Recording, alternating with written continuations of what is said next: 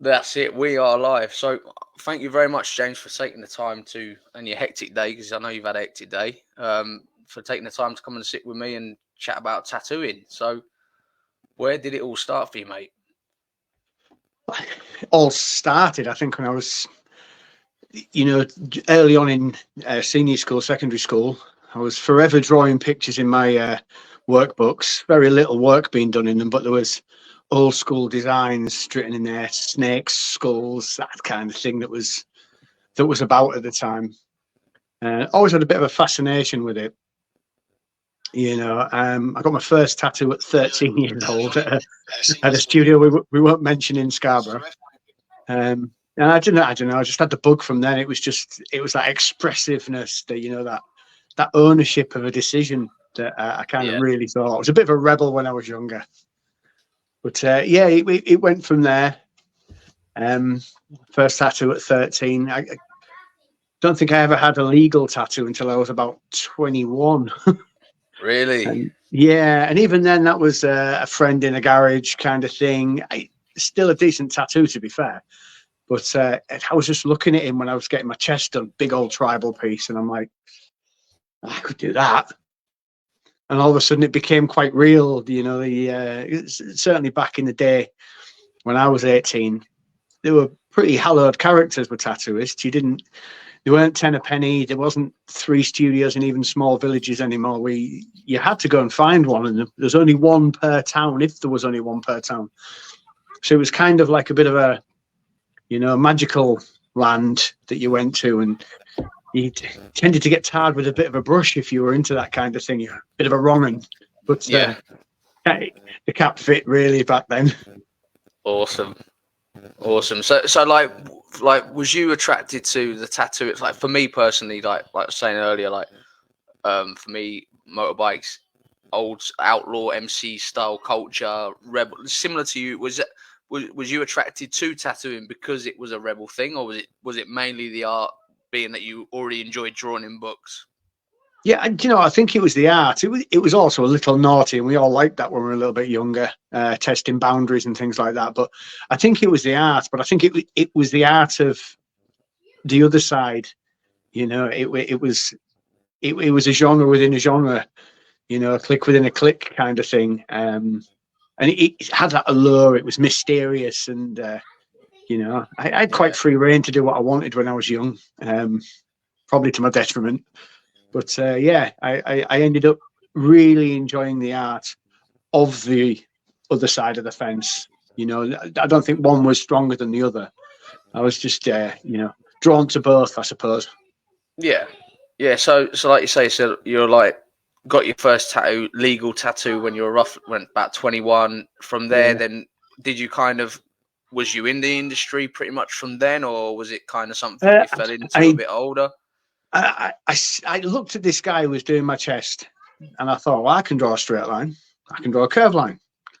I thought, well, I can colour in. I was looking at the technique, and I was fascinated by how the application went. The machines he was using, it was all witchcraft, really. It's, Hogwarts for the ne'er-do-wells. And I thought, do you know what? And then I went about trying to sort some stuff, and obviously 25 years ago when I picked up a machine, we did not have the internet. Machines weren't available on Amazon next day delivery, and they certainly weren't common ground. So with a little bit of digging, I ended up finding a wholesaler in Hull, who sent me out the most rudimentary tattoo machine I think I'd ever seen. A dirty, great big rotary motor with a brutal offset cam, the most bodged together frame. With it was all very Heath Robinson. It was backyard built, but I got myself a tattoo machine. I mean, that's interesting. So how long ago was this then? That high, because fundamentally we know them now as hybrids, don't we? As in, because it's still got an amateur bar and a motor and a cam. So how long is that? Am I right in thinking it was a hybrid? Well, you still get your classic coil machines, 2 coils, amateur bar, front spring, back spring, contact screw. The hybrids were more motors that drove an amateur bar, and then you get full rotaries which use a circular motion, a little bit of gadgetry in the middle turns that into a linear motion, firing the needle down. Very compact, very lightweight, very reliable.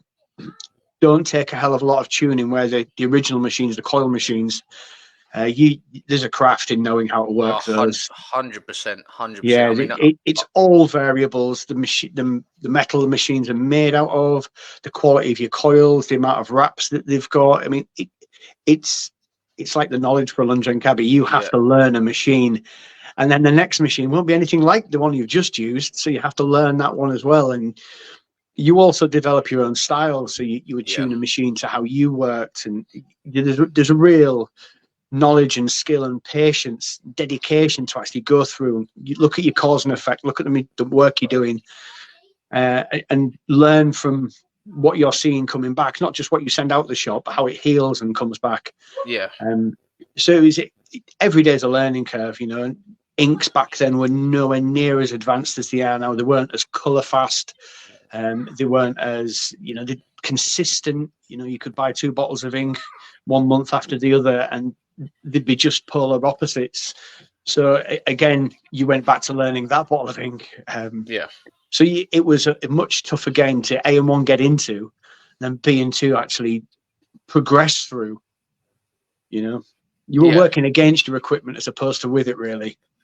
Yeah. I mean, even in, obviously, like you know, when I came and met you the first time the other week, like, I know very little. I'm still like small steps into the industry, and I went down a similar road, and I first ever attempted to tattoo with a Chinese machine, and I was so frustrated. And then from there, I then got there was a guy on Facebook built machines.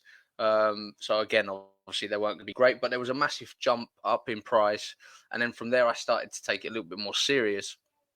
And like, I mean, in my little, I think I used a coil machine for nearly a year, and I fought them every day, every time I picked it up, it didn't feel the same as the day before. You're having to, like, say, run the sandpaper under the contacts.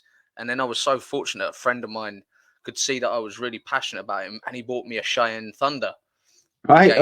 Must have been a good friend. Changer. Oh, very good friend. I mean, he, you know, because this friend of mine, Martin, if he's watching, might be watching. He could see that I really wanted to learn the craft, and I think, you know, he got it. It was like trying to like trying to say to people when they're like, "Oh, you can practice on me for free" and things like that. I'm like, my machine, like 10 years. It's what I believe the Thunder's 10, 12-year-old design now. Oh God. Still £400 to buy brand new. Yeah. You know, and game changer. But I do believe it hits slightly too hard for me. Trying to wind it down for soft shading. I actually recently got given believe it or not, I got given an Amazon special. I think my friend of mine had paid like 60 quid for it and said, try this pen. And I actually did some shading with this pen. And I was like, wow. Like, I mean, you couldn't line to save your life with it, because it just literally it doesn't have, as you know better than me, that it lacked power. So yeah, but for shading, for soft shading, it was really interesting. Yeah, well, I think as machine technology has come on, and since the advent of these TV shows, you know, Miami Ink being probably the launch pad for it, money went into it. MTV started looking at it. Sponsorship then became a big thing. Once sponsorship comes in, money comes in. Tattoo machine development went into overdrive because it was fashionable then. Yeah. And so the quality of the machines went up, and all the Chinese do is often where they're actually made anyway. Yeah. They'll just copy them. You know, obviously the components won't be quite as high grade, but a Chinese machine that's a copy of, say, a Spectra Flux will be brilliant for 3 months. It will behave like a Spectra Flux for 3 months, but then the motors will get a little bit tired. The internal parts, the bits that wear, they'll wear quicker, and so in the bin it goes. But you know, some of those copies now, 160 quid gets you a very good pen sometimes. And that's it, isn't it? It's you know, like you say, you use, if you're using it on the odd occasion, why not? You know, it's obviously that for day-to-day craft, like you guys. I mean, your studio is obviously flat out. You couldn't use one every day, I'm guessing. but not every day, and it be as reliable. They're not designed with longevity in mind. They really aren't.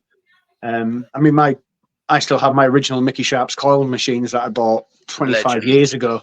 Still, Yeah. mine were handmade. They've still got the numbers on. They carry a lifetime warranty. I put a clip cord to those things. Now they fire up and they run as smooth, but good God, they're heavy. Do you find, like, even though you, like you say, you can clip your clip cord straight back on, and you can go again? Do you find that? Does it feel? I mean, because again, I don't know much. Obviously I can tattoo at what I would consider a presentable level. Obviously, I'm nowhere near like you guys in your studio, but I've always been led to believe, and what things that I've seen other people say is, well-built coil machines will outweigh the performance of any rotary. Like when they're built to exactly how you want them, amateur bars, weights, everything. Is that something that you believe to be true? 10 years ago, I'd have said yes. I think the quality of build these days, before a rotary machine, a pen machine, it fired one stroke length, very little in the way of hardness adjustment in them. But the fluxes now, and some of the Dragonhawk machines, some of those you can change the hardness at a twist. You can change the needle throw at a twist, and they're fully adjustable. So instead of having 4 machines out, coil machines, one for lining, one for power lining, one for black shading, black packing, and one for like softer shading, you've got 4 needles, 4 machines, and 4 setups, 4 grips, 4 tips, and all of that to autoclave and sterilize at the end of the day. You've got one machine that, when they're built properly, like I go to that Spectra, I do like their machines, and all the cartridges now clip in, twist, you're good to go. Change your settings on the machine instantly. No, I don't think there's an advantage anymore in a coil machine. I think the consistency in the rotary, if you get a good motor in there, and you learn to use them properly, I can't see there's any benefit in using a coil anymore. Some people are just loyal to the coil. Yeah, I was about to say loyal to the coil. Yeah, sure, but the weight of them and the vibration going through them, through your wrist, and a lot of your customers don't like the noise of the old machines. When you used to go into a studio and you had 4 or 5 artists and it was like 5 different stations, and all of a sudden the intimidation, they're nervous anyway, but then they hear that and it's like, oh God, this is worse than the dentist. And all of a sudden the adrenaline's up and the nervous, and your process is to calm them down, and it's a much calmer environment for clients to come into when you can hear the radio and people chatting, and that pitch of a coil machine isn't there. It settles people a little bit, I think. And we move on, don't we? We all used to watch black and white tellies in our bedrooms, and which kid hasn't got a 42-inch LCD panel now in the room? And that, and the fact that, like, also, like, so you can actually hear your music. You can get your tunes on, and you don't have to pump it up so much to override the sound of the coil machines. Yeah, and then you've got the coil and its aggressive sound, and you've got the music, and quite often in the older studios, the music might be a little bit aggressive because of the nature of the people who were in the industry at the time. So it didn't make for a kind of zen environment to those new to the industry. I mean, me personally, I the old way is kind of what appealed me to the idea of like that not to scare people, but I don't know about the way kind of the industry, not so much the industry, but kind of the way the fashion's gone. I mean, it's great. Obviously, you as a business owner, it's probably the best thing that every footballer's got tattooed, and like you said, the MTV, and obviously your customers get inspiration from them and come to you. But I just think that, I don't know, like some of this realism, black and grey, which incredible. But do you believe that some artists are kind of, and this isn't mocking any artist, but do you believe that some of the fundamentals, the foundations of longevity of a tattoo has kind of gone out the window? I think the benefit of modern tattooing is the inks are better. They don't bleed out as much. They hold a colour. They're much more vibrant, and therefore the art, which is what I was originally attracted to, is more wide. It's more varied. And so the artistic side of it has soared. 20 years ago, you wouldn't get people, doing the stuff like David Corden with his color portrait realism. It's a canvas on the skin is some of those stuff. His work is insane. I mean, he did your Amy, leg, didn't he? yeah, he's done my leg with Insane. Yeah. spent many a dollar on that. Yeah. But Cecil Porter from America, he was one of my favorites. Mike Masters, Yeah. these people, Jack Rudy, one of the older pioneers of black and grey realism. Yep. That's really what I liked when I would like the art anyway. But then when I saw what else was becoming available, it just intrigued me even more. And then it was more about the art than necessarily the culture that surrounded it. Because there's many cultures now that are in the tattoo world. You get subcultures within the tattooing culture. You get your black and grey realism, you get your colour realism, you get your old school traditional style tattooing, which I massively respect, making something quite so simple. And what you would look at it in a basic angle, that's dead simple, that's line and colour. But there's some artists out there that can make that pop, 4-color palette and some big black lines, and you think, geez, that's amazing. But then you compare it to the likes of David Corden, and you think, Jesus, that's also amazing, but in a very different way. To make a 4-color palette pop, you need to have really good understanding about that traditional tattooing side of things. 100%. It's like when I first started teaching myself, learning on my friends, I'd get people, some mates, do me some lettering, and I'm like, you don't understand how simple it is to ruin that. And they're like, no, but it's only letters. I said, look, I said one line in the wrong place. I said, it's done. Yeah. And they're like, oh, yeah, but it's only a line and colouring in. I was like, and like you say, and I was literally about to say when you said about traditional, in my opinion, is easier to mess up than to make it look good. Oh, you can get it. You can make it look wrong very quickly and very easily.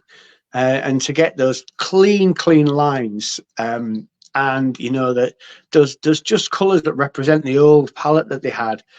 It's just beautiful to watch somebody who's good at the job. I mean, there's a guy up in Newcastle, Gav Lyons. There's a bloody master at it. I look at it and think it's not the style I'd ever want to do, but good God, I can see the quality in your work. Yeah. Yeah. It's like I say, your eye gets turned by everything. I love art for art's sake. Yeah. And whilst some people will come in now, like the Miami Ink generation, where I want to get a dragon because my granddad was born in the year of the dragon, and I want to get a rose because my mum. It doesn't have to have a meaning. It's nice if you can combine the two, but sometimes a well-done dragon is just a well-done dragon. Oh, incredible. The same with Jerry Hula Girl. It's iconic, and a well-done one of those is just lovely to look at. Gives you joy, and it takes you back to when I started tattooing and thinking, that's what I always wanted to do. Yeah, 100%. I mean, I remember first discovering. I mean, obviously, like you said, the TV channels did incredible for people, but first discover, and I thought Kat Von D was amazing when I first saw her portraits, and she still is at a presentable level. But then I came across Bob Tyrrell, and I'm like, who runs a machine backwards? Like the way the pendulum effect, and I'm like, this is insane. Obviously, this is coming from someone that hasn't done the right apprenticeship, built, started where it's obviously recommended to start, and I'm learning off of YouTube, and I'm thinking this guy's insane. And then all of a sudden, then I discovered I apologize if I get his name wrong, but Thomas Carliage. Thomas Carliage, yeah. Oh, insane! My God. And then you got the guy out in what's his name, out in Las Vegas, and he does all his. He does all his lines pulling down to the skin. Every stroke of shade is down. You're talking about Ralph Nonweiler? I think so. So he's coming down instead of flicking. It's a lot less damaging to the skin because obviously the needle will lift away from the tip, whereas if you're going forward, the needle is held in place by the downward force of the skin that you're going up against. Yeah. But that really soft brushing technique, it's when you've got an artist who is so versatile and so good at that kind of thing. It's such a different type of tattoo, but beautiful in its own way. Yeah. You know, Bob Tyrrell was a massive Game changer to me. inspiration for me. I love that stuff. Yeah. Paul Yeah. Booth as well. Yeah, Paul Booth. He's still going. He's still tattooing. Yeah. Yeah, his was much darker style. There was a lot of gore and a Yeah. lot of dark fantasy stuff on there. And again, it certainly wasn't for me. I don't think I'd ever have a lot of what he sold as Flash or what he did. But you know, he was a master at what he did. Yeah, 100%. I mean, I don't know if you've seen the documentary on Amazon called Tattoo Nation. No. I mean, honestly, I tend not to watch a lot of it because a lot of it's just over TV'd for me. Yeah, basically, Tattoo Nation is fundamentally the storyline is Ed Hardy meets the boys, shows them that they can actually commercialize it. Then they set up I can't remember. I can't believe I forgot all the names, but like Sunnyside Tattoo Parlor, that iconic one where they're kind of in between two ghettos.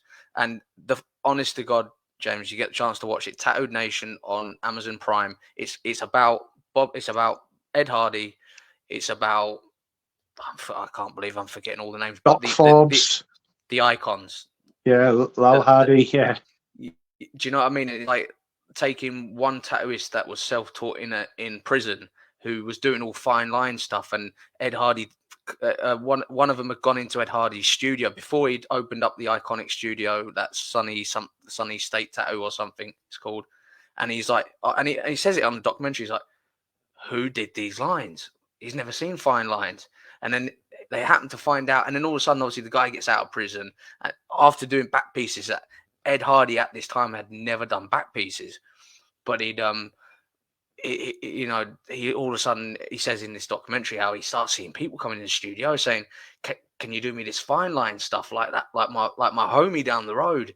And he's like, who's doing this? And then obviously they found him, dragged him in, and such a shame that I can't remember his name, but he's an icon. I mean, he's still tattooing today, because then you got the guy, and at the same time he managed to bring Tim Hendricks. Tim Hendricks is still tattooing though. He makes machines as well, doesn't he? Yeah. But I had a couple of his. Yeah, his machine. I actually recently started following him again on my new platform. Yeah, but phenomenal he's leveled up again. You know, it leveled up again. That guy is. I think. I mean, I take my hat off to any artist that's been in the industry. I take my hat off to any artist anyway, but my hat off to any artist that is able to keep pushing, to evolve, because I believe it's quite easy to become stagnant and comfortable. Oh, very much so. You know, when I was still tattooing down in my hometown, which is a very small place, population 13,000, you can get very comfy and safe and rest on your laurels, and you just do enough. But with me having a studio up in Newcastle with 7 other artists, and you see there's a lot of competition. So to get in there, your work still has to be stellar. You have to push yourself. And obviously, as one of the longer serving tattooists in the city, with young people looking up to you, good enough was never good enough. No, you know, you had to constantly be on your game, and bringing that kind of mentality back down to a smaller town where I was still pushing my work.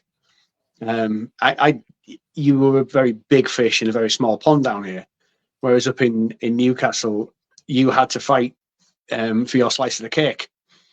So it was really good having that balance and that drive up there to bring down, because you can get quite safe and lazy is probably too strong a word, but a little bit complacent in your yearn to perform the best, because a lot of people who are not in cities and seeing phenomenal work from phenomenal artists think that maybe a C+ tattoo or B- tattoo is stellar, when you know you're also capable of the A+ work as well. Yeah. You know, so you feel you could get away with not performing to your best and still be the best they've ever seen. But it's about, can you be the best that you can be? Yeah, that's it. I mean, I think we just got I don't know if he's still in here, but we got a guy called Dave Howe, who was just in the, just tuned in, and he owns a studio. He advertises in Backstreet Heroes. He's been in the game for, I think he tattooed my dad like nearly 40 years ago, and he's still going as well. You know, it's like just so much respect to the boys that are still still grinding, still doing Yeah. it. You know, it's Well, you get long enough in the industry, you don't want to do anything else, or you can't do anything else. yes. So kind of going back to like your story. So obviously you'd realize that you could start that you could do it. Then what from there next? Was you like in a studio, or did you literally just go, do you know what, I'm going to open it and go for it, or how Well, did you go about it? I did as everybody else did back then, because apprenticeships were not available. It was a very closed shop. The industry in general, like I say, you had to know people to get machines. You had to know the industry to get good quality inks. And so obviously I ended up tattooing my friends and things like that. But I was critical of my own work, thinking I can do better. I can go a little bit steadier, pull the needles back in a little bit, causing less trauma, and just teaching myself to damage the skin as little as possible, but get the maximum ink in there as possible. And I bumbled around for about a year and a half. And then there was a local studio in Bridlington. And he usually got a guest artist over the summer, with it being a seaside town. He was busy for the 12 weeks of the summer holidays, a couple of weeks either side. And this chap wasn't coming over this year, and I'd kind of dropped in on the off chance, showed him some select pictures I'd taken of my work, some of the better stuff from nice angles with good lighting, as you do. And he said, well, I'll bear you in mind. A couple of weeks later, this guest he was having over wasn't coming anymore. So he dropped me a message and said, come down and have a go. And I completely blagged my way in there. I was, at best, I was bad. But I remember it was a Good Friday, and I'd sat in there the Easter holidays, and the first kid that comes in, I remember the old Cherry Creek flash that used to be on the walls, and it was a big old squaw with black and blue hair and a couple of feathers coming over her face. And this guy just points straight to that, goes, I want that one. And there's a bit of a trial by fire. The chap who owned the shop says, on you. And my ass fell out. And so I thought, right, Wow. low and slow. My colour palette was, I had maybe 6 or 7 inks, and there was just the basic colours. I had a red. It wasn't a light red, a dark. It was red. And I had a blue, and I had a yellow, which was terrible. My orange was a mixture of a terrible yellow and a base red. And I learned a lot very quickly with access to more inks, a wider array of needles. And so I bumbled through that. And what would take me 2 hours now, I think it took nearly the full day. I'd probably chopped his skin up to pieces. But in the instance, he walked away and he was happy. But I was done. I was absolutely shattered that day. I went home with some money in my pocket, and first ever proper professional tattoo. But it was the start of a learning curve, a really, really steep learning curve. Yeah, that's so do you mainly I know you do some black and grey, and we'll pop up a picture of one you said you did today. But what is your preferred style? My preferred style now is black and grey realism. I love the challenge of just being able to take what's essentially black and not only put depth in there, but also put them really light tones in, create form and highlights by using negative space. I mean, I can tattoo most styles, because back in the day when you worked in the studio, your flash was on the wall and people came in, I'll have that, and that. So I'm very competent in most styles.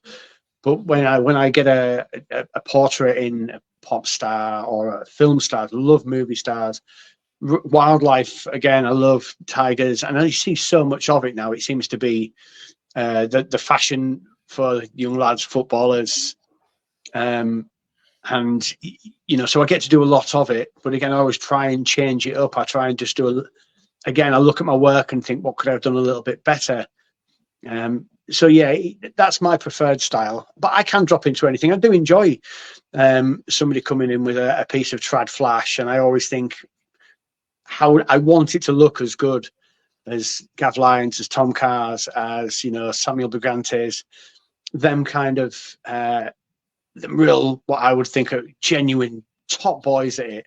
And so I push myself again there, because it's not my easy, comfortable style. So it's nice to mix it up. Yeah, yeah. It's like you say, it's obviously the desire to want to continue to improve as well. It. I mean, do you find there are days that are harder for you to want to like the enthusiasm to keep pushing, or do you have? And I realise I'm blessed to be able to do what I do. You know, I've got two younger kids. My work hours work perfectly between their school hours, and so my home life fits, you know, like hand in glove with my work life. I'm really, really lucky, so I don't have the stresses really of forcing something, which obviously then puts pressure on you, and that kind of inhibits your flow really during the day. I know that I drop the kids off at 9, down at the studio for 9:30, grab a coffee, put the music on, you know, set my workstation up, clients in at 9:45. We'll get the stencil starting on at 10, and it's just a flow and your process that I'm super comfortable with. And so the effort can then go to the piece as opposed to the setting up or the day-to-day running of it. Yeah. So when did you open your first studio then?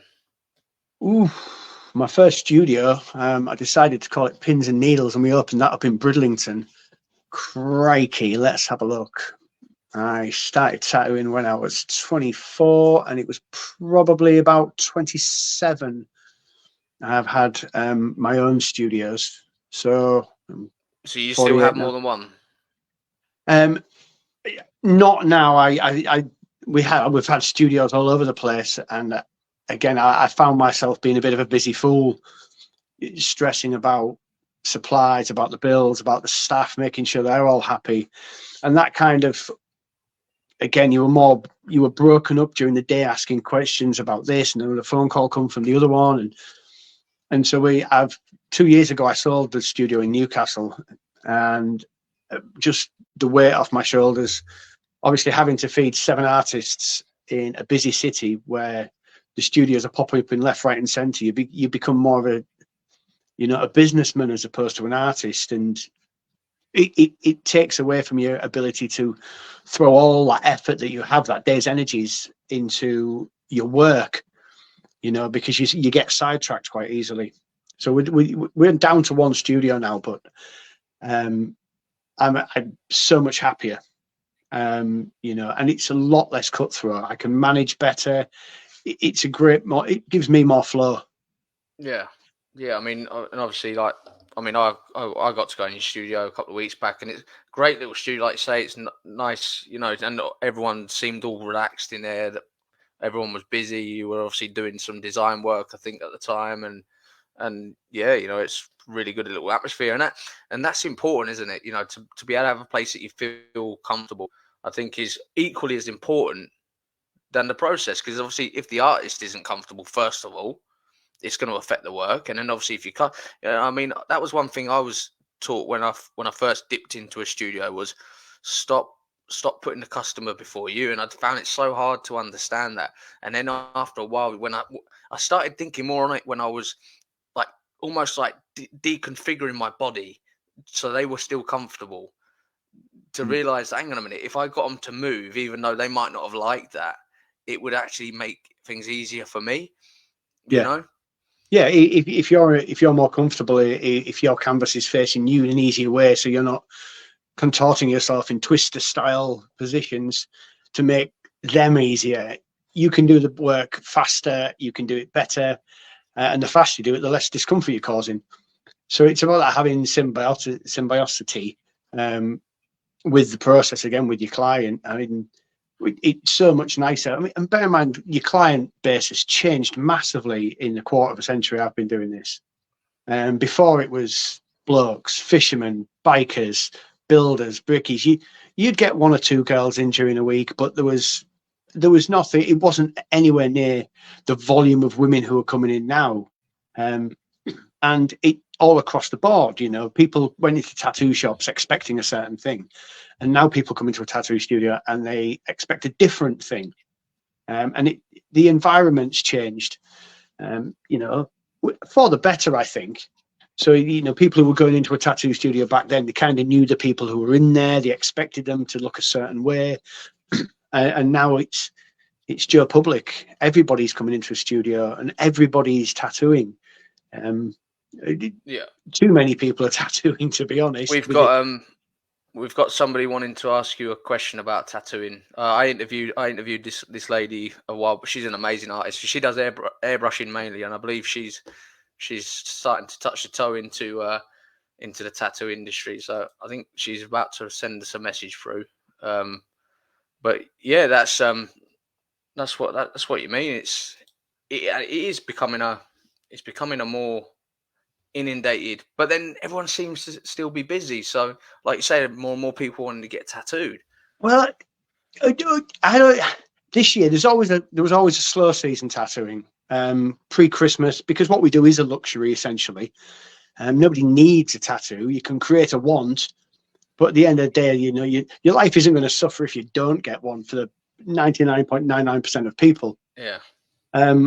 What I found this year is slow season has been super slow for a lot of people. I've seen some of my friends up in Newcastle, some of my friends down in Luton, in London, and they're advertising space next week. These guys are 6-8 months booked up.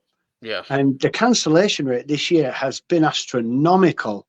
And I don't know whether that's coupled with the cost of living crisis, and I'm sure there's an element of it that's in there.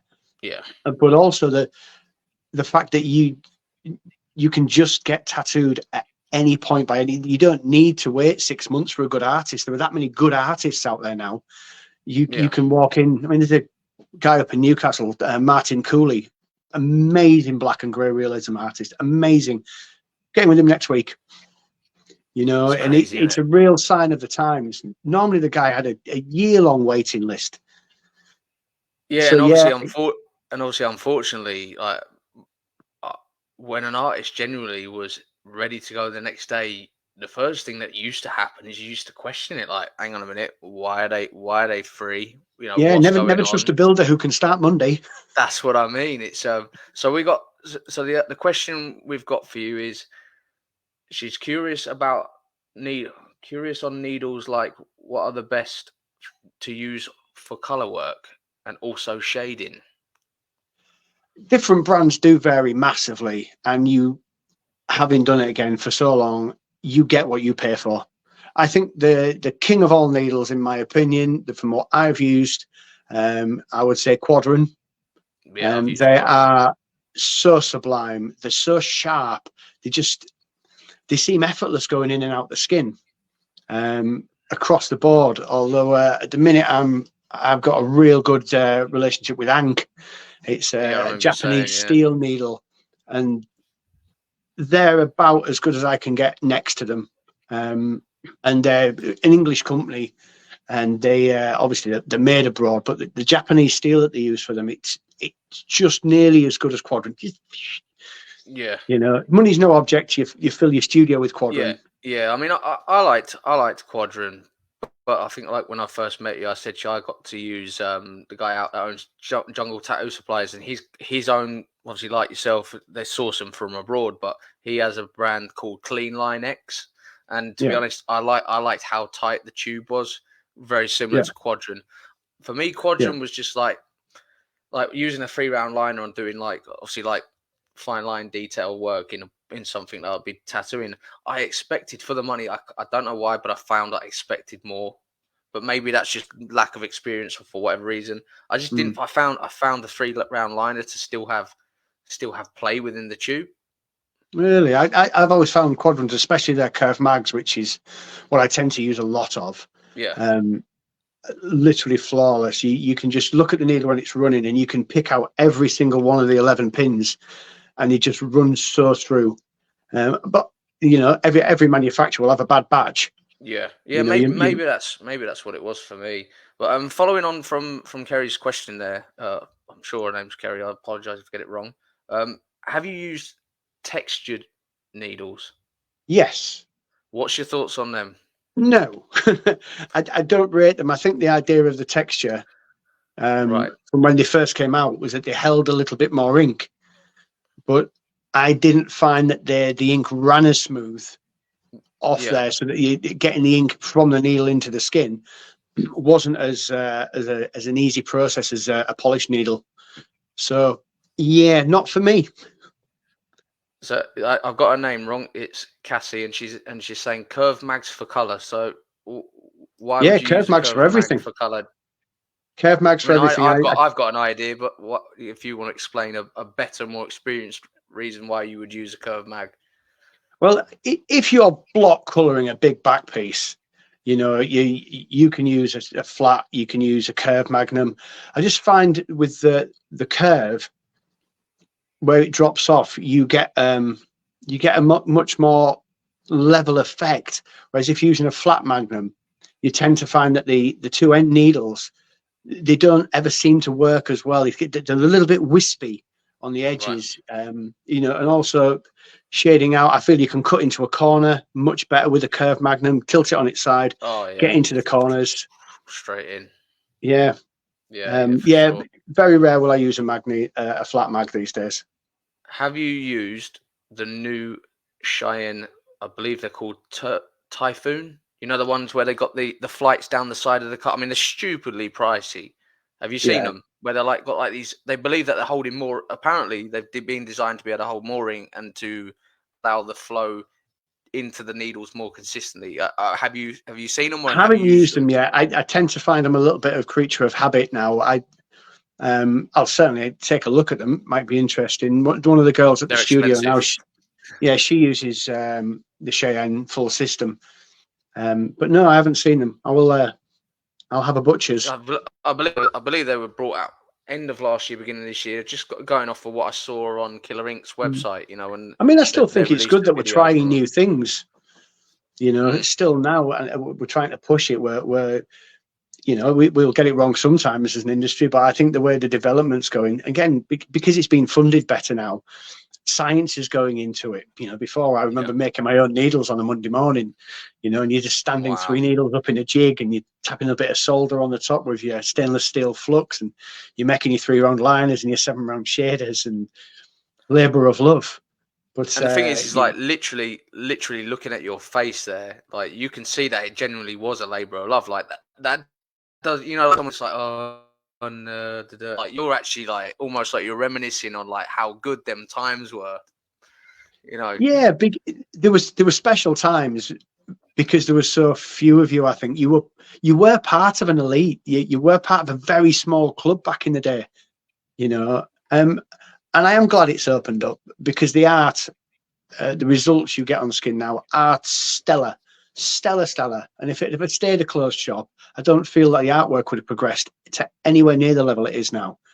But also, any man and a dog can order a tattoo machine off Amazon to be delivered next door with a foot switch, clip cord, half a dozen inks, and a plethora of needles. 79 quid. Boom.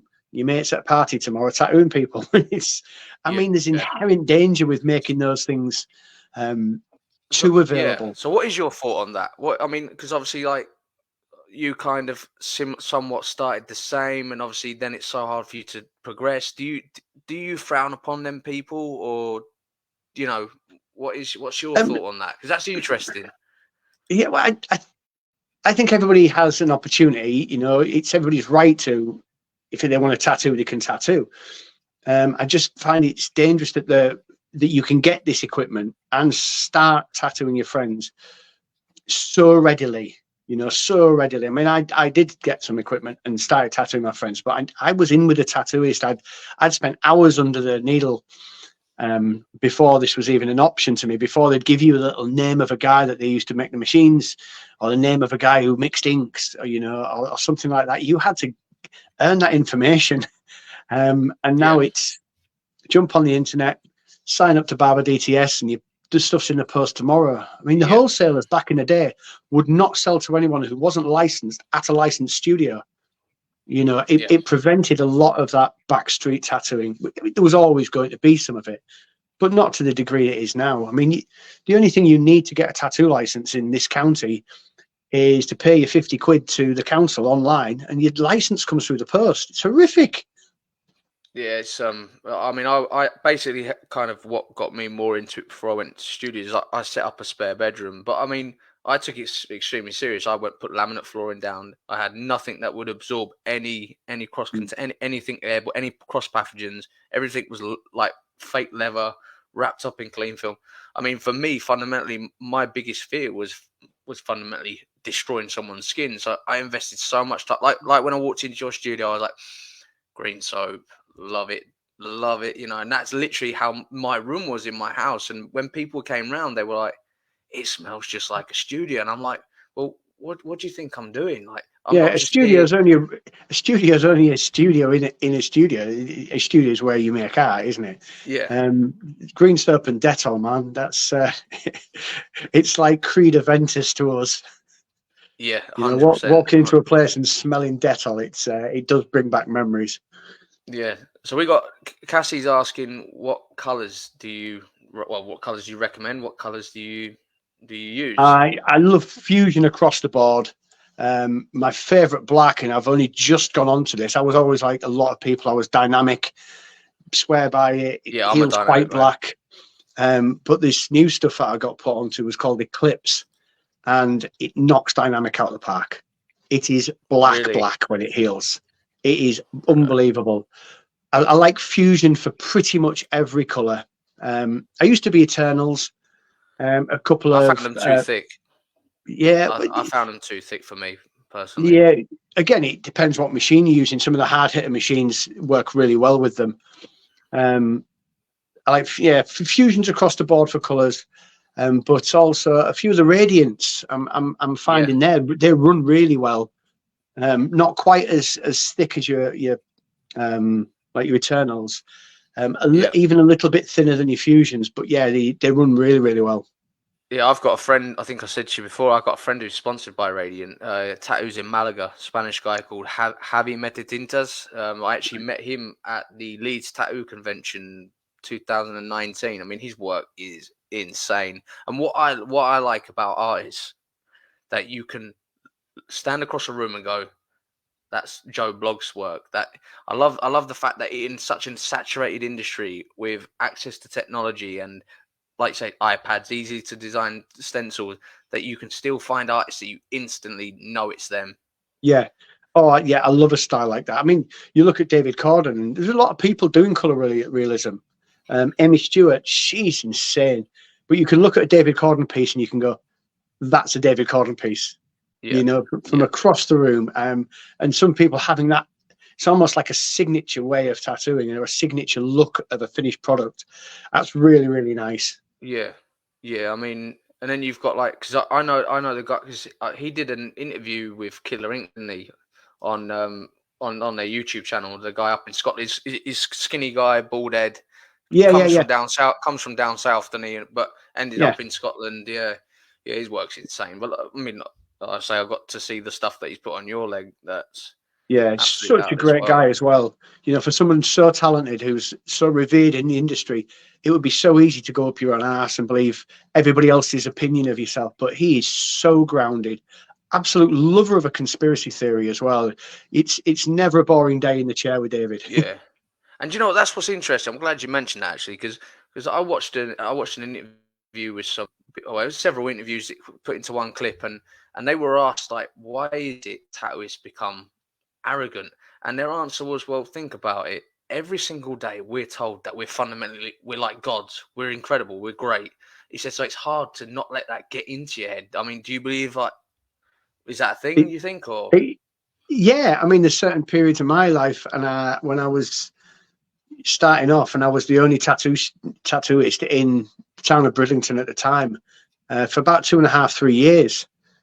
And you know, I think I went through a period of being an arsehole. I certainly believed my hype. I didn't want to wait at a bar. It was I was a lot younger and very impetuous. Um, and a few people told me as well, and it did bring me that back down. But there's a great line in the Robbie Williams songs where it said it's hard to be humble when you're so fucking big. yeah, And I yeah, think, that's it. you know, that's it. I mean, the chap who did Louis Malloy, who did David Louis Beckham's Malloy, back, I know. yeah, he's Yeah, fantastic artist. not such a great person. Speaks to people like Yeah, I shit. mean, his intro to London Ink is, you might know me for being the guy who did David Beckham's Fallen Angel. You know, it's Yeah, oh, we've lost him there, but yeah, yeah, we're back. I mean, like I said, the intro to London Ink, you might know me as the guy who did the David Beckham Fallen Angel on his back, and I mean, you know, obviously we're not here to talk bad about artists, but to be honest, No, I've seen a lot no, better. but we I do remember a fair few years ago now, we up in the Newcastle studio, we had a call from Lime Productions, who produced Geordie Shore, and Okay. they wanted to use his studio to come and film. And one of the girls wanted a tattoo, and like, yeah, we'll be happy to be on telly, you know, a little bit promo for the studio. 100%. Obviously helps, you know, keep the wolves from the door if you've got 7 artists who are just a little bit of national telly, local heroes. So down they come. They did a bit of filming, and it was fine. It was just a small crew. They came back a couple of days later. Somebody else wanted something, and we had them in the studio 4 or 5 times. And then the company actually approached me to do a 3-part Newcastle Ink miniseries. And I sat there, and it was great. I had to, yeah, let's do this. Let's really get on the map. And I had a couple of days to think about it, and then I got home, because I used to work weekends up there, and I'd come home, I had a chat with the missus, and what do you think? And we looked at it, and then we looked at the way that the artists behaved on Miami Ink. You know, they didn't want. I had a really harmonious studio, which is unusual for 7 characters. You know, each with their own opinions of how things should be done and their own styles. And so to see what they were showing on Miami Ink, so like aggression and discord and disagreements, you know, in the studio when clients were there. And then from watching what they do on Geordie Shore, I was like, a lot of this is staged. Yeah. And I thought, if they come in here for 3 weeks or whatever to film this mini show, and they're not going to want to see 7 people agreement. They're not going to see, you know, mornings and happy handshakes. That's not going to be telly for them. You don't see that on Geordie Shore. They want people kicking bins over and storming out and turning up late with hangovers, and that's what makes telly for people. And I thought, I'm going to end up unfortunately. Unfortunately, I'm going to end up with 7 divas when these lights and cameras have gone that I'm going to have to deal with. And so I graciously, and I looked at it thinking, I could have, but I think I turned down the opportunity, but I think it was for the best. Yeah, I mean, I liked what E4 did with UK Tattoos of the Year. I mean, and it was awesome to see JJ, you know, finishing a joint second from JJ from Awake Arise in York. And yeah, I mean, JJ worked for me up in Newcastle. Did he? Yeah, JJ started off tattooing with me. That's awesome. That is awesome. Yeah. And I mean, I don't know him personally, but obviously I've seen him. I mean, because he drives around in his he's got his private plate on his Audi, and he's got a couple of choppers that he rides around on. So you know when you see him, you know who he is. But I recognise his work. I've got a couple of friends who are massively tattooed by him. Yeah.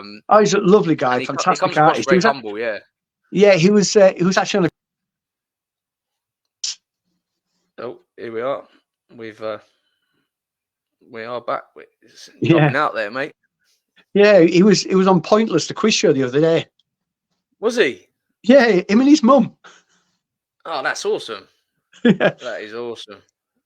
Right. Yeah, I like his style as well. He's got a unique style, isn't he? Oh, it was, that real, it's almost cartoony, but like with a real new school twist on it. Yeah, he did some lovely stuff like I'd never seen when he came, because he come from a strong art background.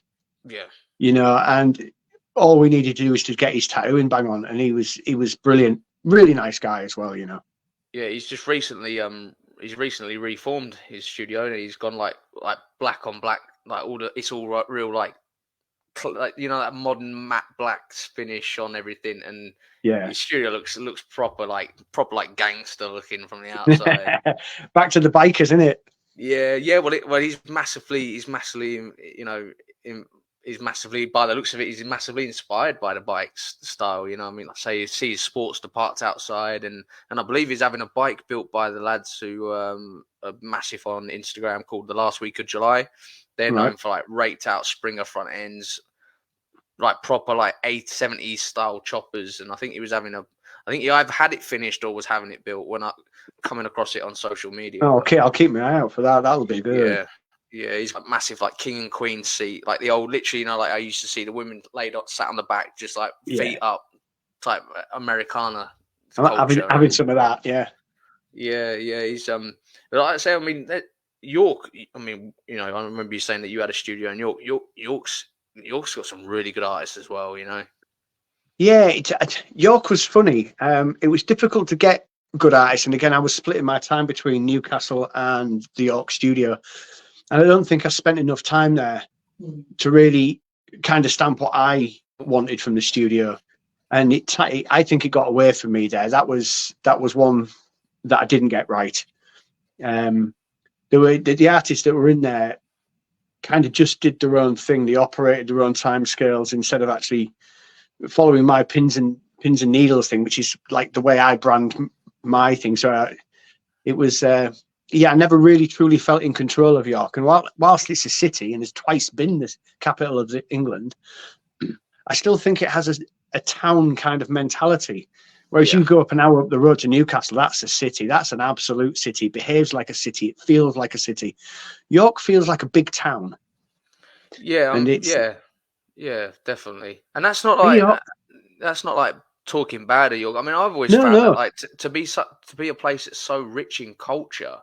It seems like you don't see any. I mean, the York Tattoo Convention to me doesn't appear to be supported by York itself, really. As in to say there's 7, 8 studios in York. I don't think. Oh, mate, there's about 20 in York. It's what I found this year is whoever was organising them had put the Leeds Tattoo Convention on the same day as the York Tattoo Convention. Yeah. And you know, back in the day, you had State of the Art in Sheffield. That was a good tattoo. Or Doncaster. That was a mint tattoo convention. And going before that, you know, they had Dunstable Tattoo Convention, which was the annual one that everybody who was into it went to. And now they're springing up every weekend. Every city has one. You know, and the thing is as well, you used to have to go to them to see tattooists to get yourself a little bit more in the culture. But it's all over TV, every single channel now. You know, the Tattoo of Us and Ink Masters, and you don't need to go to these places to see it, to experience it. You can just turn on your telly and you can watch it. Yeah, that's it. I mean, I suppose it's like you say, it's a little bit frustrating that it's potentially too much, but then it brings customers into your studio. I mean, obviously, you can never have the best of both worlds. No, you can't. You're either underground and you're waiting for a certain type of clientele, or you open it up to everybody, and and then it's not quite as special. Yeah. So it's finding a happy medium where you're happy to be within them goalposts. Yeah. I mean, I thought like I got a bit starstruck like when I was walking around the York Tattoo Convention. I just saw Luke Sayer just tattooing, the guy who won Channel E4 Tattoos of the Year, and I mean, his work's insane. I mean, absolutely insane. So it's the fact that he just goes to that effort of, and obviously, like the guys in your studio, same type of, you can see that the effort involved in in what they're doing, but doing dot work, building up a piece out of dot work, it's like, I mean, I recently tattooed my friend. I think I showed you that Peaky Blinders piece that I've been working on. An hour of dot work on a hat. Yeah. Arm pump, and because I don't tattoo very often anymore. Being nice to kind of step back from the studio. But I mean, I love tattooing, but it's that attention to detail. It really does bring through. I did not Bon Scott. What's he called? Lead singer of AC/DC. Yeah. What's his name? Brian. Come on. Brian Johnson. Brian Johnson. So I did a portrait of Brian Johnson, and 5 hours for the face and body, and the hat took me 2 hours because of all that little houndstooth kind of print on it. And it was just, I mean, it's maybe this big, but it was Yeah. just the attention to detail. And once you set off your bar at being that high, and you set off well, you can't then just Can't let up. you can't just speed the last bit up, because it'll look like two different tattoos. Yeah. So Yeah. that was a real labor of love. That was one of my favorite pieces. I mean, I got one for you. So, like, for me, I'm a person that I have a busy head, like, so I'm always going over things all the time, and I struggle to fall asleep. And I had an artist on the other week. She's a sculptor, this lady, and I asked her the same thing. And like, when I'm tattooing, which isn't very often, but when I do, and I spend the first hour or so stressing like mad, because obviously, first thing in my head for the first hour is like, I do not want to mess this up. I don't want to mess this up. But then all of a sudden, I lose all acknowledgement of the music playing. I'm the person might be talking, and I can't hear them, and it sounds really weird, right? But I almost feel like I'm watching myself tattoo. It's like I'm just zoned, and it's such an incredible thing to kind of, and I hope you've kind of understand where I'm coming from. Oh, Maybe I'm sounding yeah. like a lunatic here, but No. you feel like you're not even there, You, and it's like meditating. yeah, I totally get you. I mean, like, you're present, Yeah. but there's nothing else. So there's very two different zones in the same place. If I'm doing a face, you've got to get the eyes right. You've got to get the eyes right. And so I'll make sure that I've stretched my back. I've had a drink, and then I'll settle in for what can be 45 minutes on two tiny little spaces in the tattoo. But you have to get them right. So, like you say, you'll go into the zone. You won't hear the phone ring. You can't tell the last three songs that have been on the Alexa. People will need to jar you out of it, because you're literally just so focused in. But yeah, totally get you. When you're there, whilst you're there, you're also not there.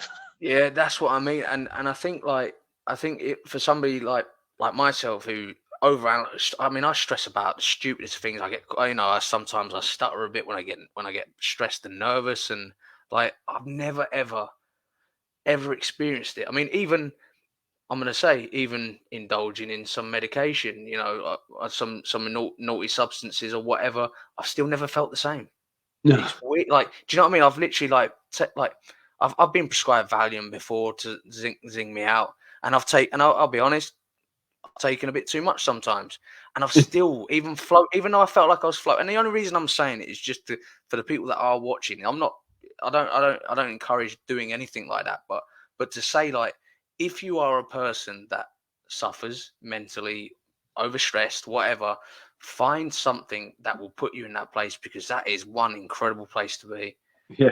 Natural state of finding an art form of any sort that you truly indulge into, and you can lose time, all concept of anything else. You're purely focused on what you truly love at that moment. It's incredible. Oh yeah. And the thing is as well, so you talk about, the other things that will send you to a different place. But with this, the minute you come out of it, you're back in the room. You don't have that hangover. You straight away, you're back, you're lucid. You can answer a phone, you can sing along with the music. But when you're in there, you are immersed. It's like you're within the place as opposed to into a separate place. It's another level. Yeah. Yeah. So, like, we got that piece that you did today. I mean, like, how was that for you doing that? I mean, I don't know what I got on there. That's I'll get rid of that. Yeah, that was the inside of his left thigh. So quite a tricky place to tattoo. Yeah, it was a fun though, But again, really enjoyed, the eyes really getting in there, trying to get saturation inside someone's inner thigh, and them not want to beat you to death is a challenge.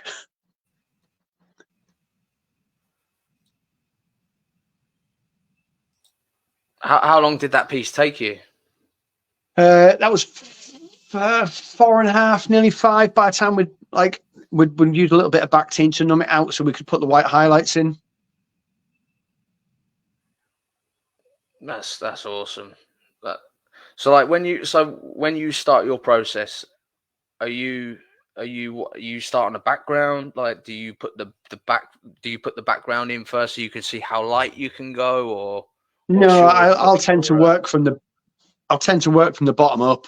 So we'll start at the neckline, we'll go up, we'll work the chin so that gets defined, up again onto the lips if there's any hands in the way. I tend to work up a stencil. yeah? I'm I'm trying to. I've lost the piece there. I do apologise. But yeah. So that and you always tattoo the same. So you go from you trying to obviously not to. I mean, for me, I was absolutely petrified of losing a stencil every single time. Well, that's part of your setup.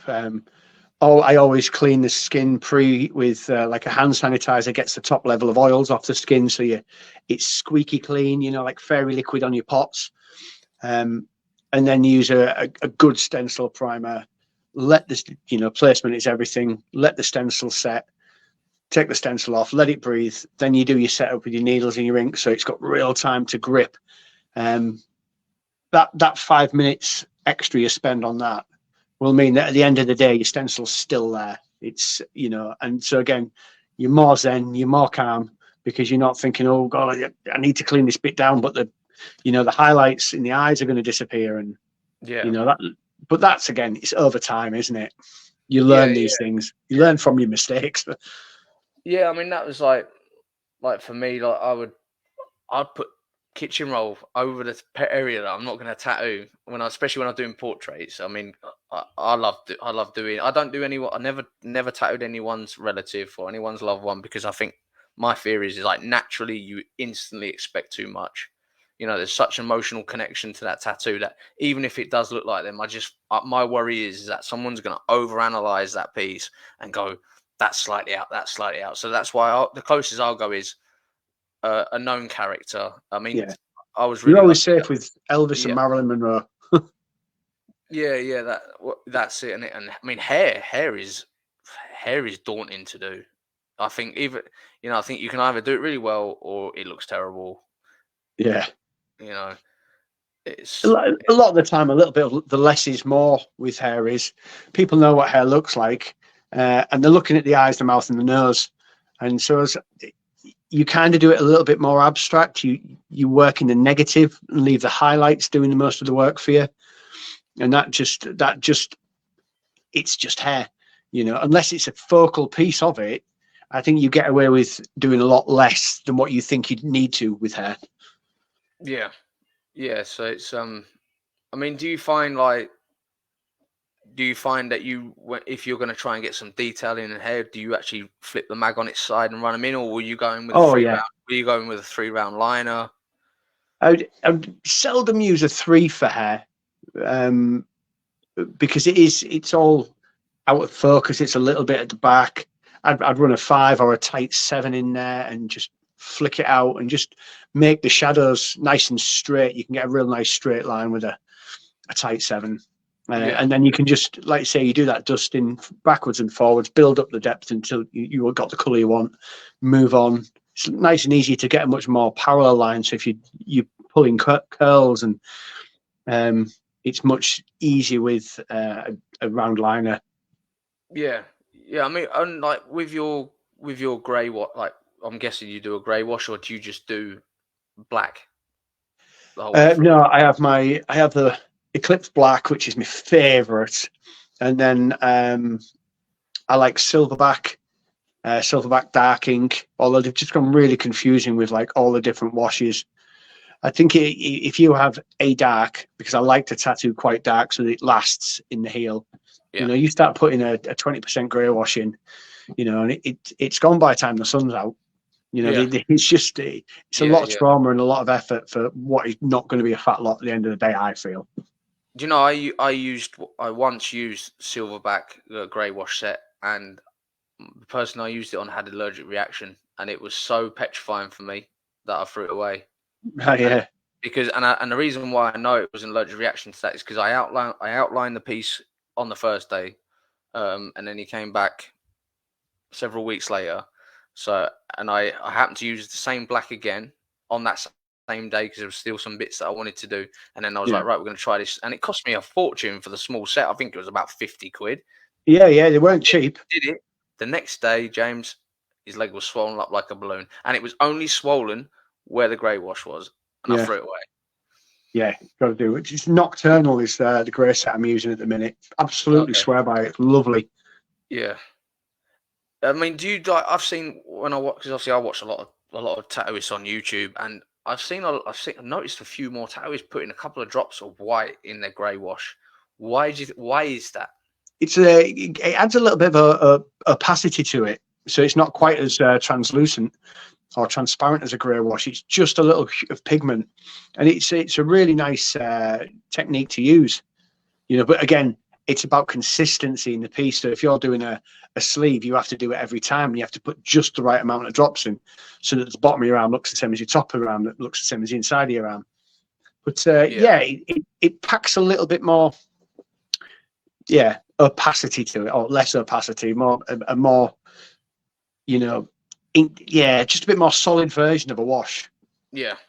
Yeah, I suppose, and I suppose I see what you mean there. I did a little bit of it when I started doing that Peaky Blinders piece on my friend, and I don't really know if I really saw a massive amount of difference. Maybe I didn't put enough in. I mean, one thing I am starting to dip my toe into a little bit more is I like the grey backgrounds, the actual Pigment grey. Yeah, I really like instead of doing the eye coming out from a solid black, fading it out into a to help hold, for example, hold the top of the hat where it will be negative. Yeah. Instead of just doing a black, doing a grey, like a saturated grey. Yeah. That's something I want to get more into. Yeah, man. That's becoming a little bit more popular now, isn't it? It's better than just the, that translucent, like strict, like traditional grey wash. It's more like a grey pigment, and it just it fills the arm a little more. I think it makes it look more of a sleeve as opposed to empty space. Yeah, it's and then there's some artists that have the ability. I mean, I don't. How some people can work so incredible in negative space. It's a skill, in it.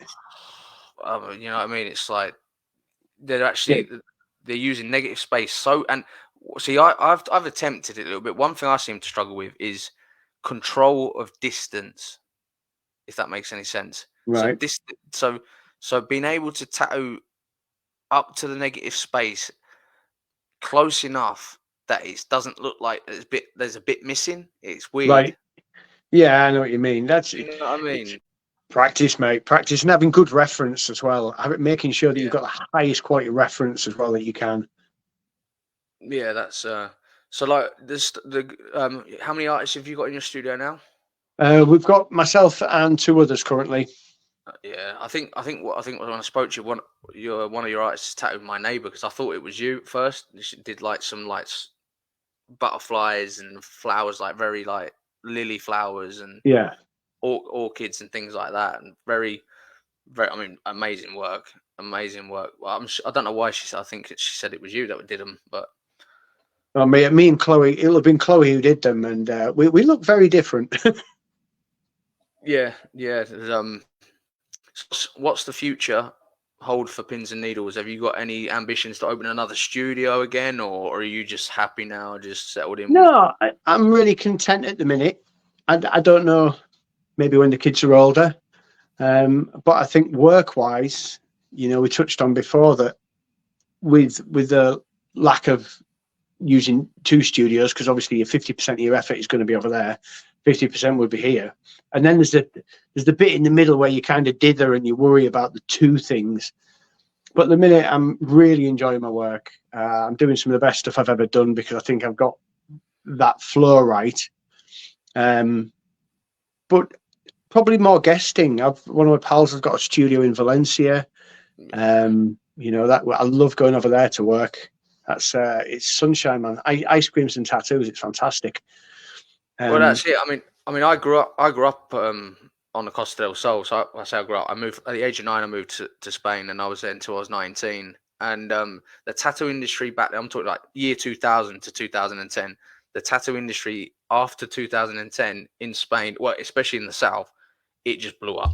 Yeah. So like I was talking to I had Lucas on the other night who lives in Spain actually. He's a fitness plus mindset coach over there, and like you knew that the chances of a sleeved up person being Spanish in that era that I lived there was so slim. It was Yeah. generally speaking foreign people. Like, I lived very close to Gibraltar, so if I did see a sleeved up person, generally speaking, they were either English or they were coming across to go on holiday. And but all of a sudden, I would say like when I went back in like 2015, 16 or whenever it was, all of a sudden I'm seeing people that I knew fully sleeved up. I was like, what? Yeah. Like it's just, and the work. I mean, the work that's coming out of Spain. It's because I don't know about you, but I know it's like a trend. So like, obviously, England and America have always like history. No, like military history. It's made tattooing consistent across the UK and America. And then I noticed that all of a sudden, Spain started up in their game. Personally, and not that I believe that there is ever a 0 being terrible and a 10. I don't believe Yeah. in rankings in tattoo. I believe that there are better artists in a style, but Yeah. I don't think there is the greatest of all time. At the moment, I think that how the industry is going, as in people leveling up, Eastern Yeah. Europe, Eastern Oh, Europe, Poland, Latvia, Lithuania, these guys are just leveling up again. I don't know. Would you agree? yeah. Or But yeah, I think the style of work is so different over there as well. You get, there's a lot of people in England who, you get that animal realism, you get the portrait styles, and some of the gangster art that's coming out now, and the old LA style, and we're doing that very well in this country. yeah, But some of the conceptual art that's being tattooed over in Eastern Europe, and some of the impressionism and some of the abstract stuff, they're taking art that's fantastic and temporary, and they're tattooing it now, and it's phenomenal. Absolutely phenomenal. yeah, it's definitely like I say. I mean, for me, I love Chicano culture. That for me, black and grey, like you say, gangster style stuff. I love it, and I love the history behind it. I got a Yeah, book about the history of tattooing, and to know that, like, again, because I think that the greatest art slash greatest artists, when you dive into the history, it comes from some form of hard times or hard, you know what I mean, like a hard yeah. upbringing. I don't know. I think because there's it's passion driven. It comes from Literally, I was waiting for you to have a break so I could tell you the word passion, because that's what it is. Because it's easy to stop when times are hard. It's so easy to stop. The hard thing is to keep going, and you cannot keep going without that drive, that passion. yeah, And I think especially LA, America, that kind of style, gangbang culture, drug running, poverty on the streets, real poverty. And you saw it as a way to express yourself, because yeah, nobody listened to kids or nobody listened to young men there. So they listened through a different medium, yeah, through a different culture. And I think it's phenomenally interesting that society is the birthplace of some of these artists, has caused some of these cultures to develop. that's Not it. a traditional way of art, more like a completely untraditional way of art, but still you get there through passion. Yeah, yeah, and that's it. And it's like obviously kind of like diving back into history, like tattooing obviously hit the mainstream through the fact that like sailors, army, military, again, like these guys have experienced unimaginable things. They've gone through unimaginable training, and they've earned the right to display art. Yeah, And then, and it's interesting as well, like how I was talking to one of my colleagues at work, like we was on about tattoos because he has a few tattoos and he was military for quite a long time, and like people that were pretending to be in the army, in the navy, would have these signature tattoos because they've discovered them online. And he said there was almost like a get together, so to speak, where they decided, look, no one get this style of work anymore because instantly you can highlight a faker when this person's got a fresh tattoo of a certain symbol of back in the day, Yeah. and they're going, I served here, I served there, and like they said that, you know, how people can go and buy military clothing, people would get in tattoos to try and impersonate being in the military, which is highly offensive, you know. And then he was saying, like, we knew straight away that that person was fake because Yeah. it was clearly a fresh tattoo of a certain symbol that was once a thing, meaning a thing, Yeah. you know. Sometimes you can have that in a homage kind of thing. Like, and I've tattooed you know, grandsons of ex-servicemen, and I've copied tattoos that the dads had, Yeah, or that the granddads had. But obviously, you do it in a new way, a fresher way. But it was never to impersonate. I think it was a little bit more to honour, to remember. But yeah, to impersonate would be a bit crass. absolutely. And like you said, 100% respect to your clients that have taken on a tattoo that was once which belonged to their granddad or something. That's incredible. But obviously, that person would have wore it with honor to respect the people from Yeah, before, you know, not to and to impersonate them. respect that culture. You know, the armed Absolutely. forces had a culture. You know, that's kind of what you did. So whilst it wasn't LA street gangs, you know, or Russian mafia bosses with their tattoo culture, it was still a culture. Yeah. Yeah, that was it. And it's like say with the And Japanese, I mean, that's incredible as well, you know. yeah, and it's funny how in every different culture it can be represented with art. Yeah. You know, it's the one theme that runs true through everything. The Mayans, you know, the Vikings, every culture used art and body designs and tattoos to kind of, you know, stimulate that art within them. Yeah, yeah, that's it. I think what Dad's put here, does that mean you are going to have a Harley engine? Well, well, I can't afford a Harley. I mean, I'm hoping that he's going to give me his Harley, but he won't. But you know, I mean, yeah, that's. I mean, like my stuff is obviously like pistons stuff. You know, kind of like being that I grew up around bike MC culture somewhat, and Yeah, I just love I love the bike scene, and you know, I've got. I think, like I showed you before, I got Rev Gauge, crazy character here who kind of somewhat symbolizes me, a skull, because skulls are awesome. 13, number 13. I, and what for me, my first tattoo was what you got there. number 13. This is what. So what was your thing for 13? I think just because it was the culture, because it's an unlucky number, isn't it? And it's kind of like it's an anti-hero. You Yeah, know, a lot of the images were anti-heroes, like cobwebs, 13s, and similar things like that. You kind of did it to, I don't know, outwardly show you're a bit of a badass. yeah. I mean, my first tattoo was on my stomach when I was skinny. Now it looks like, I mean, value for money and eating so much, it's doubled in size. Yeah, Um, but fundamentally, I've got two spanners. One's got 7, one's got 13, and I had people say, "Well, why?" And I was like, "Well, how do you know that you've been lucky if you've never been unlucky, and vice yeah, versa?" Do you know what I mean? And it was like, and it's crazy to think like I was 18, so 15 years later. Not that I'm good at maths because I'm not 33, so 12 years late, whatever. I do apologize. 14 years later, I got there, right? 14 years later, I look back on my life experiences already and think, that's crazy how I had that mindset at 18. And I've actually experienced highs and lows like everybody, but I've experienced extreme levels of each, you know, which, again, like a lot of people. But that's what I love about tattoos so much, is that they tell a story, you know? yeah, yeah. Even if I think even if you don't set out for that to be, you know, even if that's not present in your mind when you're doing them, think retrospectively, what you choose in that moment is a little chapter of your book. And as your tattoos develop and grow and across the body, they passively become a story of your life. Yeah. You know, they Do you, represent a little stage. yeah.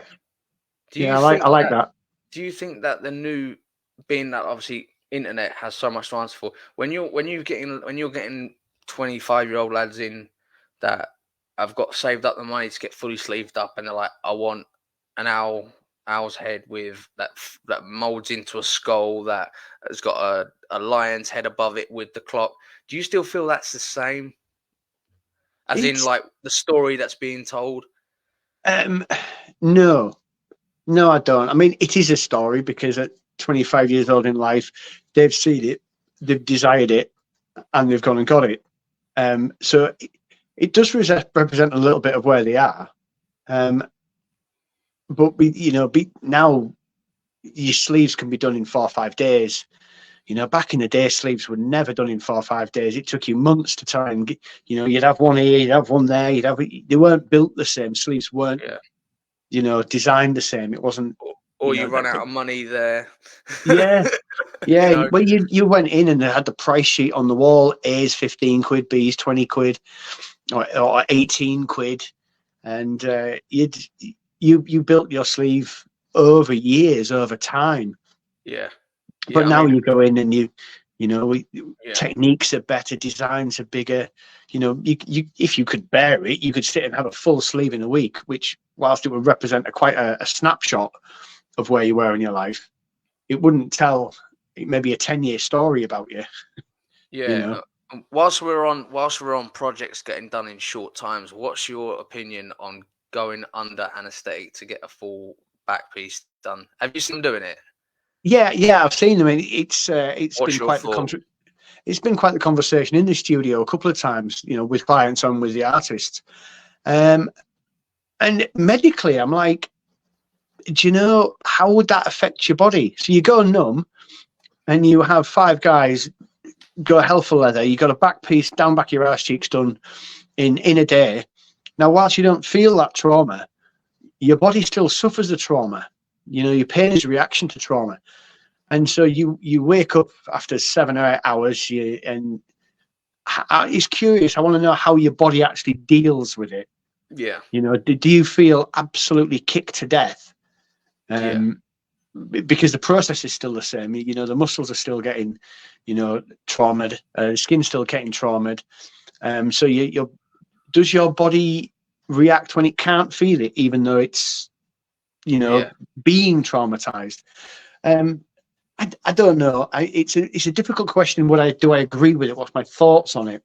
Because there's a scientific side to me that's interesting, that interests me, but also, should you? It's like the numbing cream thing, isn't it? It's just the next step up from the numbing cream question. Yeah. But I don't believe in it. I don't. I mean, I personally, and this is one thing that I think might kind of pique the questions you're asking. Have you ever seen a video of somebody waking up after having a full back piece in one day? no. That's my thought, and I mean, and I've thought exactly the same things as what you said, and obviously you know a lot more about the industry than me, but I'm thinking, right, there is a reason why I've not seen one video of that guy coming around after that full back piece in one day, hammered by 5 eyes. Yeah, I don't think it'd sell it to me. I mean, don't get me wrong. I mean, I'd happily numb my knee up when David Corden did my knee. I was numb for 4.5 hours of it. Don't care. People will judge me. Yeah, no, but you've earned the right. I mean, this is what, and I mean, I'm glad you've kind of mentioned on that. Like, I'm a big believer in earning your tattoos. However, I'm not covered in them. I think when you've been tattooed for, I mean, what you've been tattooed, I'm guessing 20 plus years you've been tattooed for.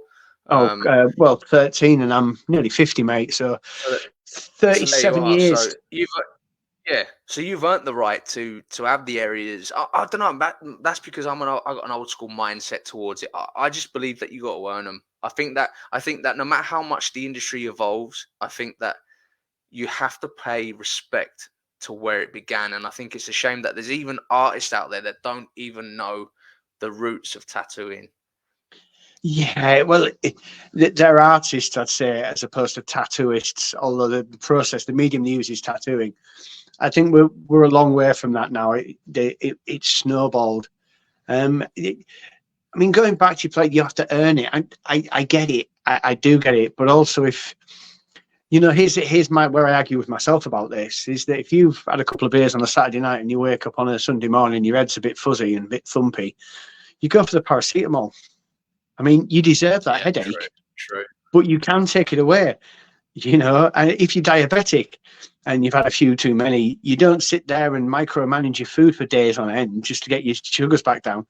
You jab a bit of insulin, and we're there. Yeah, I know what you mean. that's a I good get point. it. Actually, that is a good point. But it's an interesting conversation, regardless. You know, but yeah, if you don't have to feel the pain, should you? Well, on one hand, yes, you should, because a tattoo is painful. It stops everybody getting them. But we see little first timers coming now, and they want a 2-inch square, tiny little dot work bouquet of flowers, and they've numbed up for it. And you're like, it's not that painful, you know. So Yeah. my jury's still out on that one. I don't know. I don't think I could put a shoe in either camp just yet.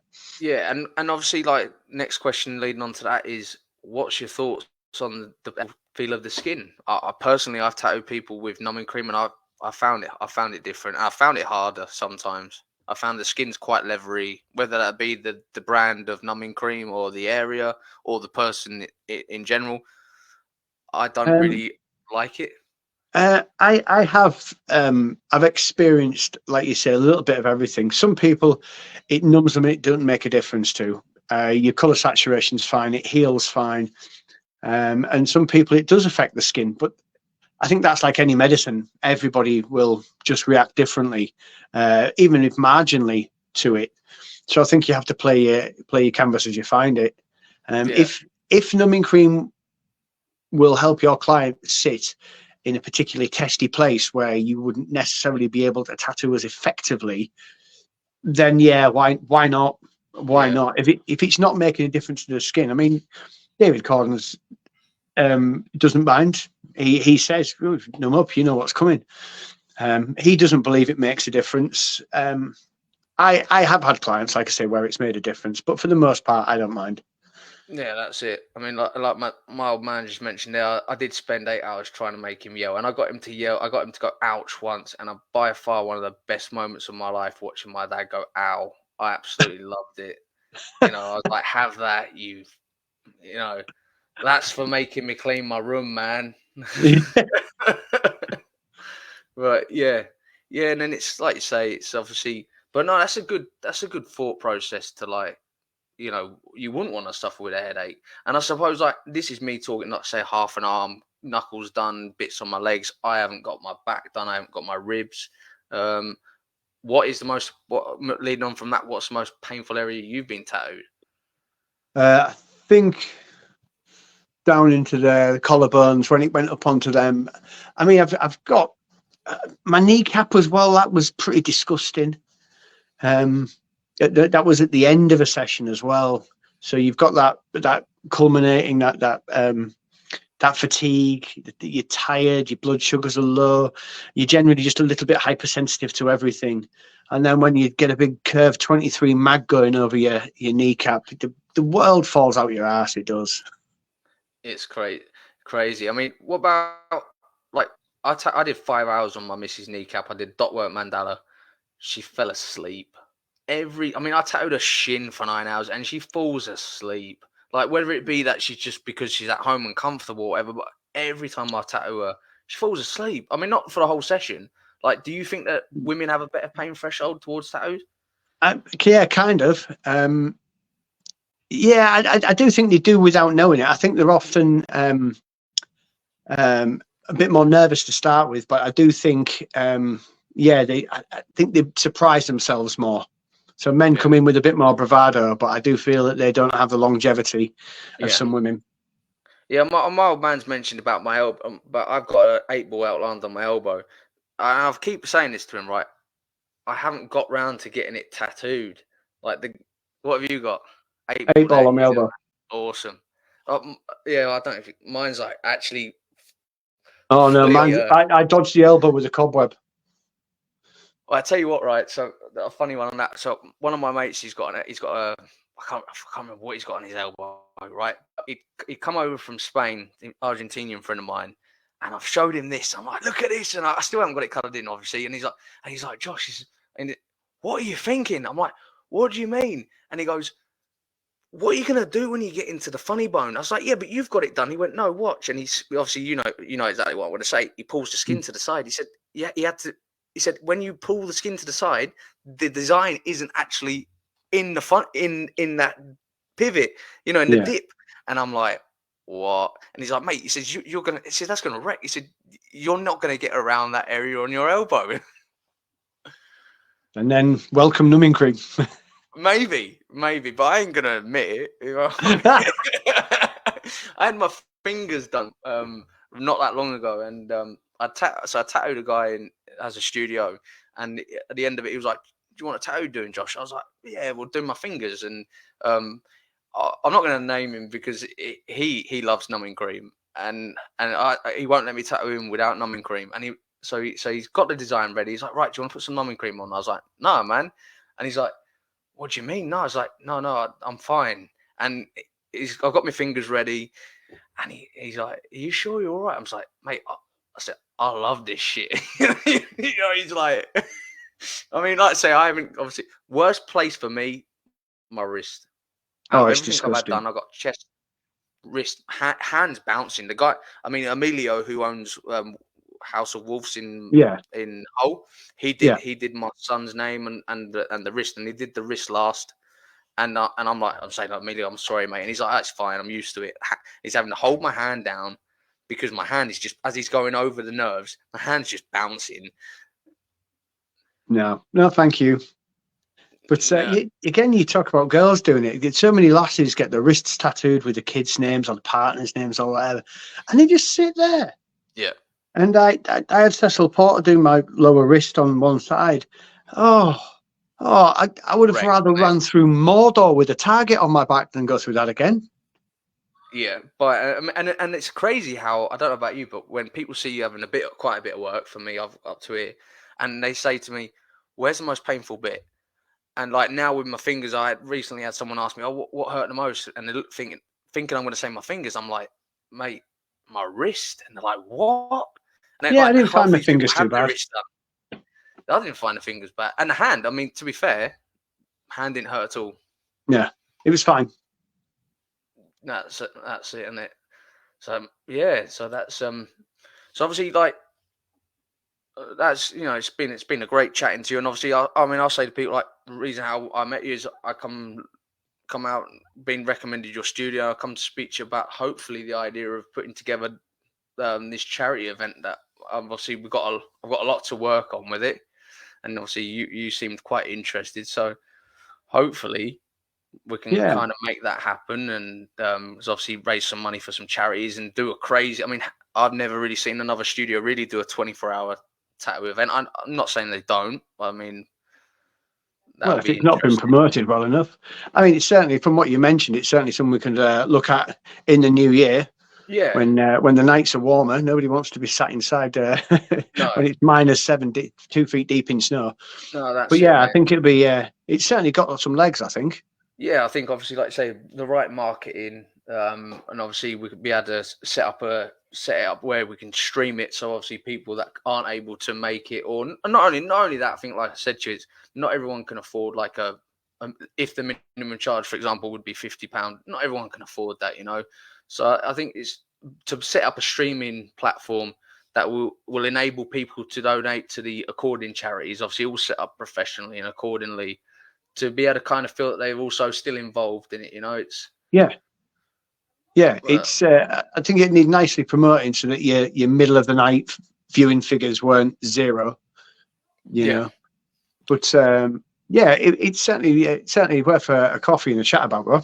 definitely. Well, I'd say I know I've kept you on here for near on an hour and 40 minutes now. I want to thank you for taking the time No, to. thank you for inviting me on. It's been a pleasure chatting, Josh. You're welcome. And obviously, people want to find you. Where are all your social media links? Well, social media links, you can start off with Pins and Needles Tattoo Studio in Driffield. I am James Norrie, Norry. We have a couple of other girls working for me in the studio, plenty of different styles available to us. But yeah, hit us up, find us on the socials, we're there. Lovely to meet you all. Yeah. I say I'll put all the links up once because for some reason the StreamYard platform doesn't allow me to put all the links up correctly. I've tried to do it in the past. So what I do once the stream's finished is I just go in and edit them, and I put in the correct links. So all the descriptions of everything will be the same title as what the podcast is anyway. So it's and then after that I re-edit it and it goes onto YouTube, and then now I've started on Spotify. So people that don't already follow my podcast on Spotify, because not everyone wants to see my beautiful face. I don't believe that for a minute, Josh. They might just want to listen to it a little bit, but yeah. So like I say, I'll re-edit everything, and we get it out onto the other platforms. So you'll be on Spotify if you're not already on there at some point soon. Lovely. Look forward to it, mate. Yeah, I appreciate that, mate. And we'll end that there. Or I'll pop the old end stream button, and